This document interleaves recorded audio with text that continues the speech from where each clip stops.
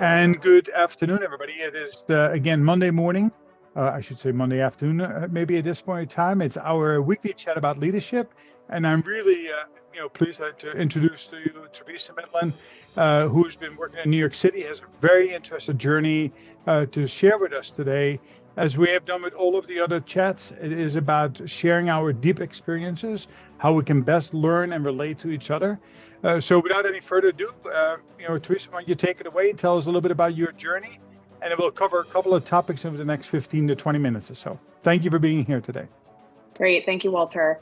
It's a real pleasure. So my leadership journey really started, I think, right after my infectious disease fellowship ended. So I am an infectious disease physician by background. So I did the sort of normal medical school, followed by internal medicine, followed by fellowship.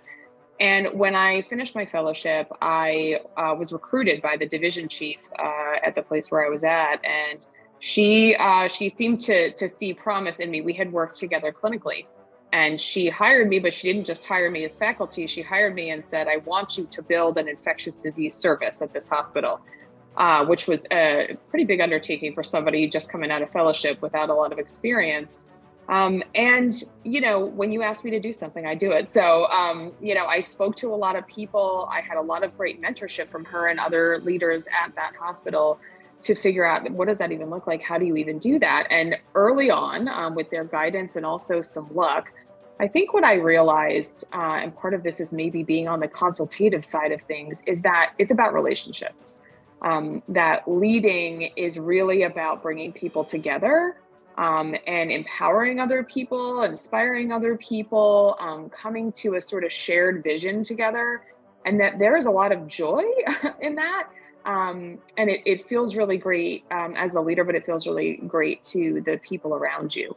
And so once that became evident to me through that work, I really realized, like, hey, this is a thing that I want to keep doing. This feels right for me. And was able to sort of build new programs from there, and do more work. For me, some of that looked like getting involved in quality improvement work. Again, bringing lots of different stakeholders together. I was able to do some formal training through a fellowship program, and then ultimately that became part of my job. And then in 2020, actually in 2018, they asked me to become the health systems epidemiologist, which was a really big job, and involved, actually directly managing people who would report to me, building a team that was not very happy when I took over. Another incredible learning experience. But again, I think from listening, from really working to help people realize a shared vision, was able to actually build a really nice program. And was then in 2020 kind of thrown into leading the entire health system through a pandemic. Not an experience I ever wanted to have, but sometimes that's the way things happen. And so learned so much about crisis management, about communication, about transparency, about really difficult conversations, which I think are hard for all of us, but really learning how to have them in the most difficult moments with people who are very emotional or very afraid. Incredibly valuable experience. And today, I am the Chief Quality Officer at New York City Health and Hospitals, South Brooklyn. And in this job, it's much like you would imagine. It is a lot of leading through relationships and influence, not necessarily authority, and really helping people to do the right thing and have really tough conversations when things don't go well. There's an adverse event or we have something we have to improve. But at the end of the day, I think people really feel empowered when they're able to solve their own problems and when they feel heard. So those are some of the principles that I like to live by. Yeah, great. Thank you for sharing it. There's no kidding, right? 2020 rolls around and we're sitting at the tip of the spear. What now? Yeah, no joke. So but the qualities of a great leader really come out at a time of crisis, right? It is that we sometimes we referred back to what we were, without in a reactive mode, or we can learn how to respond to things. And it sounds like You really learn how to respond to things in a more thoughtful way based on rock solid relationships and rock solid knowledge that you have developed over a period of time.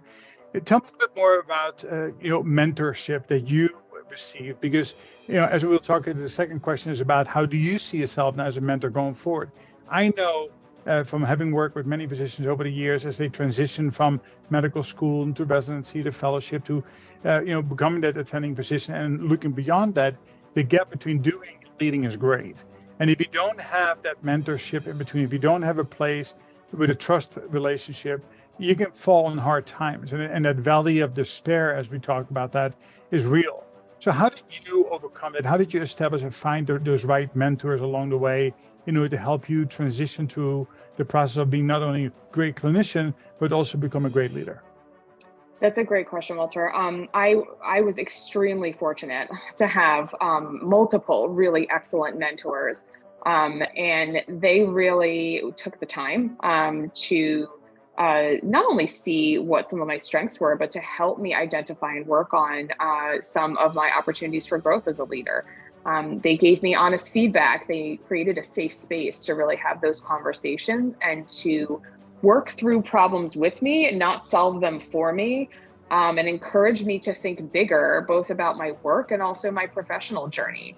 I'm really struck by how much they advocated for me, even when it wasn't in their best interest. And one of the things that I really latched onto very early on was, wow, this has completely changed the course of my career and my life in many ways. I need to pay that forward. That's incredibly important.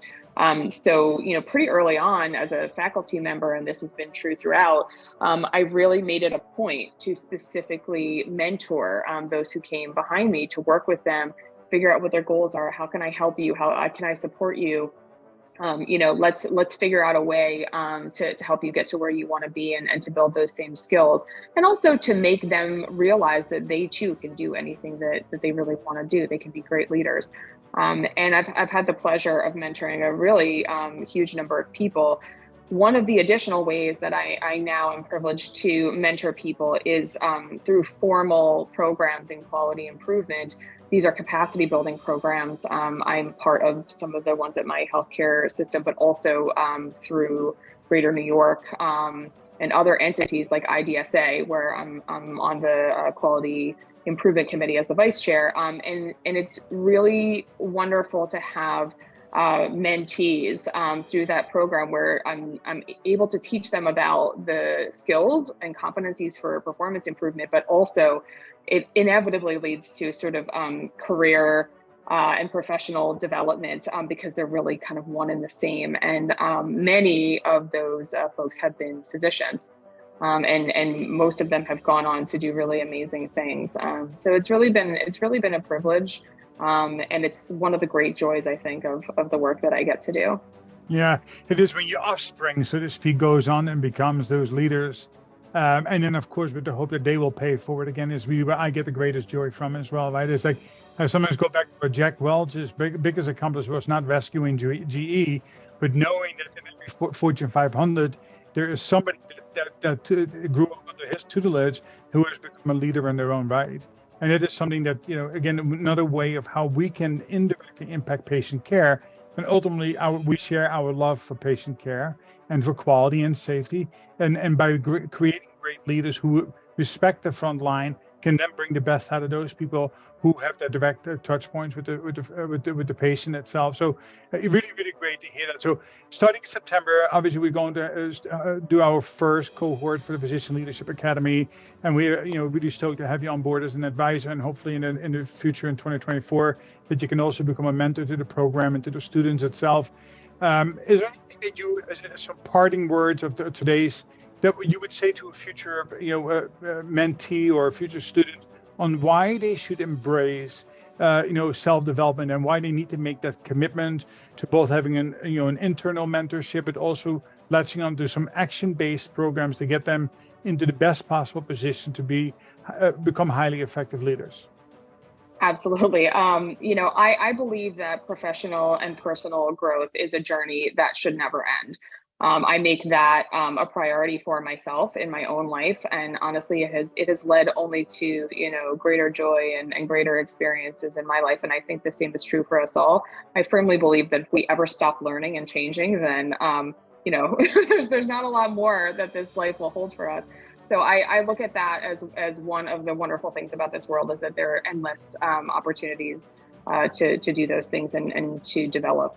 I think in terms of why somebody should prioritize this, I mean, look, if you look at all of the great athletes of the world, what is the one thing that they all have in common? They all have a coach, right? They have somebody who helps them to achieve greater and greater heights. We all need that. We can only realize so much about ourselves from a subjective point of view, and it is just priceless to have the support and guidance of another person to really help you make that journey even more meaningful and help you to become, an even better version of the person you are. So I just firmly believe that we all need that. And it's, like I said, it's really a privilege when I get to sort of serve in that role. It's wonderful work for everybody.